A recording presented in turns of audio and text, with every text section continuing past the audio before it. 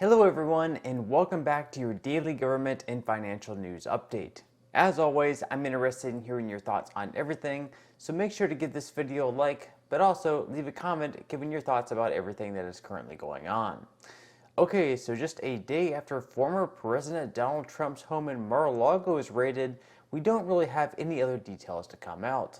On the right side of the aisle, we have the House Minority Leader Kevin McCarthy saying that he's seen enough.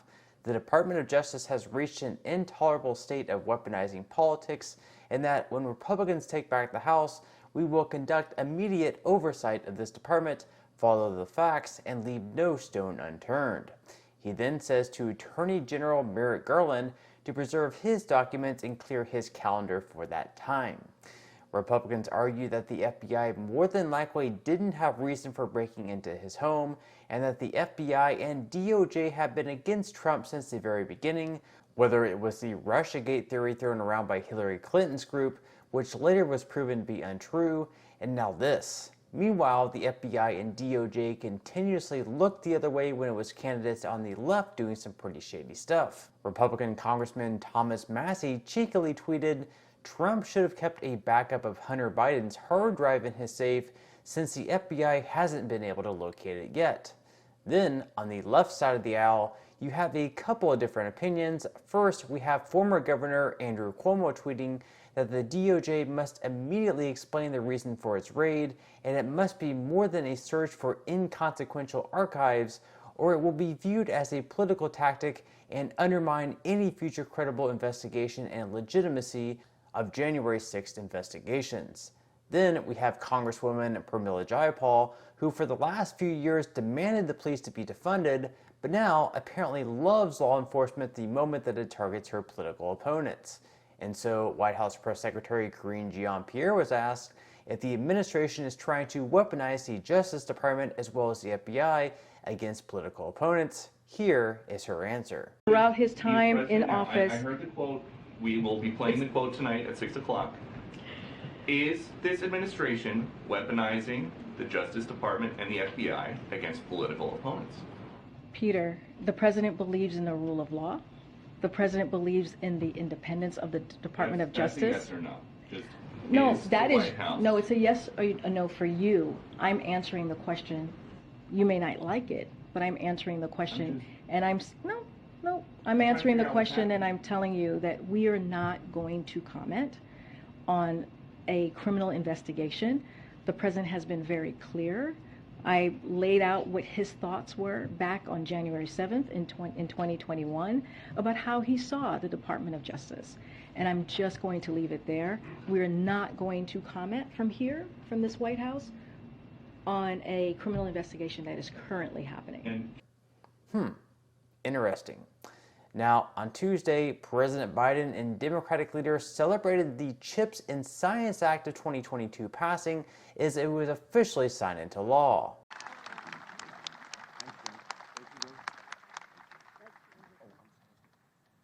Now our great speaker, our partner, who all of these bills we've met.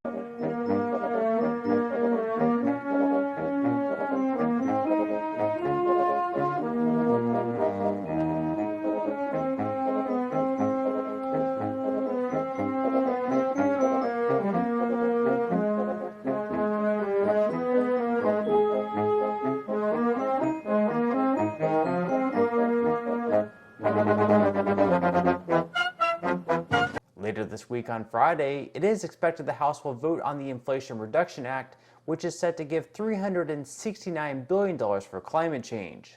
As one Twitter user points out though, for $369 billion, we'll see a temperature reduction of anywhere between 0.0009 degrees Fahrenheit to 0.028 degrees Fahrenheit by 2100. This for $369 billion.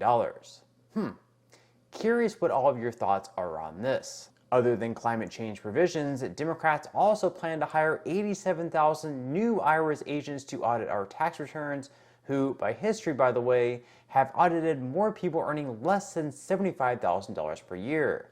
So because of this, people are pretty concerned that they're really going to be the ones targeted by these audits rather than billionaires like Jeff Bezos. Not to mention, the IRS will now be larger than the Pentagon, State Department, FBI, and Border Patrol combined. In a time of mass inflation and now a recession, instead of helping Americans, they're instead hiring more IRS agents to audit our tax returns. So some really great stuff there. Now, in some news regarding stimulus checks, some people have argued that due to hard economic times, sending out another relief payment, perhaps a more targeted one, may be necessary in these times. After all, there's something usually sent out during a recession, and now that we're in one, the chances may very well be increasing. Of course, due to the fact that we've also seen a ton of inflation over the past year, limits those opportunities, as many economists have linked the stimulus checks to be the cause of these higher prices. Now, the White House did propose sending Americans rebate cards in the mail, which were supposed to go towards gas, although there would be really no way to make sure that they were used solely for that purpose. But since the proposal, it never really gained too much steam. So nothing at the federal level regarding stimulus checks yet, but over the next year, perhaps if we see inflation begin to go down, but we're still in a recession, that may very well become a possibility. At the state level though, Colorado recently signed a piece of legislation that will speed up the stimulus checks going out in their state. In fact, checks up to $1,500 may start being received as soon as this week. Now, originally they weren't supposed to go out until next year in 2023, but the governor of Colorado believed that now was the very best time for people to be receiving them. For these payments, single filers can receive up to $750, and for joint filers, double that amount at $1,500. To receive these payments, residents must have filed their state taxes by June 30th. Meanwhile, over in Pennsylvania, Governor Tom Wolf continues to push for even higher stimulus payments for residents in his state, who would be eligible to receive up to $2,000 if they earn less than $80,000 per year. Due to pushback from Republicans in the General Assembly, though, believing that the relief payments will create even more inflation, they haven't yet been able to get it done. But in the future, as I mentioned before, if inflation begins going down by the end of this year, or perhaps early next year, but we're still experiencing a bad economy, it's very possible that we may see even more stimulus checks being sent out by states, in addition to possibly even the federal government. I'll definitely keep everyone updated on that. Okay, so now moving into some money news, where the stock market fell back just a little bit on Tuesday, with the S&P 500 falling by 0.42%, the Dow Jones in the red by 0.18%, and the Nasdaq falling by over 1%. Futures for today so far are back in the green though, with Dow futures up 0.22%, S&P 500 futures up 0.29%, and Nasdaq futures up 0.41%. Over the last day, Bitcoin has disappointingly fallen by nearly 3%, now falling back into the low 23,000s. Overall though, even though the market and Bitcoin has been slightly down over the last day, they have both been trending upwards over the last month. So with that said, it definitely wouldn't be a bad time to start investing, or if you've already started investing, to continue dollar cost averaging in. So if you would like to receive 6 free stocks and $5 worth of Bitcoin, in the comment section below, I will leave a link where you can receive just that from my partner in Webull. And even if you don't feel like investing at this time for whatever reason, once you receive the free stocks, you can always sell them for what they're worth and transfer that money right back to your bank account.